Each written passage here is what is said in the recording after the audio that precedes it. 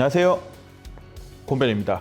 여러분, 제가 스토킹 처벌법이 막 만들어질 때 스토킹 처벌법이 뭔지에 대해서 설명드린 적이 있습니다.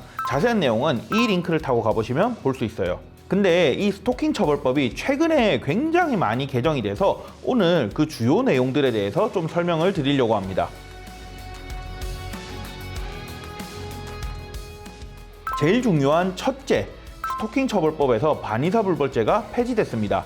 제가 예전 영상에서도 말씀드렸지만 이 스토킹 범죄 자체가 피해자를 계속 괴롭히고 쫓아다니고 해서 못살게 구는 그런 범죄인데, 이게 반의사불벌죄라서 오히려 더 괴롭히더라도 어떻게든 귀찮아서라도 합의만 받아낸다면 이 모든 행위에 대해서 처벌을 받지 않을 수 있는 그런 문제가 있다고 말씀을 드렸었는데요. 이게 이번 개정을 통해서 반의사불벌죄가 폐지되었습니다. 그래서 피해자분들께서 2차, 3차 가해를 당하는 일이 좀 많이 줄어들지 않을까, 그렇게 생각이 됩니다.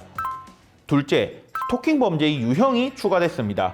누군가의 개인정보나 위치 같은 거를 제3자들한테 막 뿌려버리거나 아니면 누군가를 사칭하는 행위 같은 것들이 스토킹죄로 확실하게 규정이 되었습니다. 원래 예전에는 이런 행위들 명예훼손으로 봐야 될까 뭐로 봐야 될까 조금 애매한 구석이 있었는데요. 그게 이번 스토킹법 개정을 통해서 확실하게 스토킹죄다 라고 규정을 하게 된 거죠. 이거는 법의 공백을 메꾸게 된 게 아닌가 생각이 됩니다. 혹시 누군가가 곤변을 사칭하고 다닌다 라고 하면 저는 그 사람을 스토킹죄로 고소를 할 수 있게 된 거죠.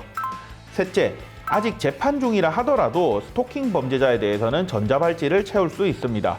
이거는 한편으로 생각하면 아직 재판 중이면 무죄 추정의 원칙이 있는데 좀 무죄 추정의 원칙에 반하는 게 아니냐라고 생각이 들기도 하는데요. 그래도 이게 피해자분들이 또 재판 중에 2차, 3차 가해를 당하는 그런 것들을 막기 위한 조치라고 보여집니다. 아무데나 막 할 수는 없고요. 법원이 충분히 심리를 해보고 필요하다고 생각이 돼서 법원의 결정에 의해서만 전자발찌를 채울 수 있다라고 생각해 주시면 될 것 같습니다. 그 외에 스토킹 피해자를 위해서 국선 변호인을 선임할 수 있고, 잠정 조치와 같이 스토킹 피해자들을 보호하기 위한 조치들이 여러 가지 강화가 됐는데요. 이번 개정 내용들을 보면 스토킹 피해자들을 한층 더 두텁게 보호하기 위한 조치들이 아닌가 생각이 됩니다.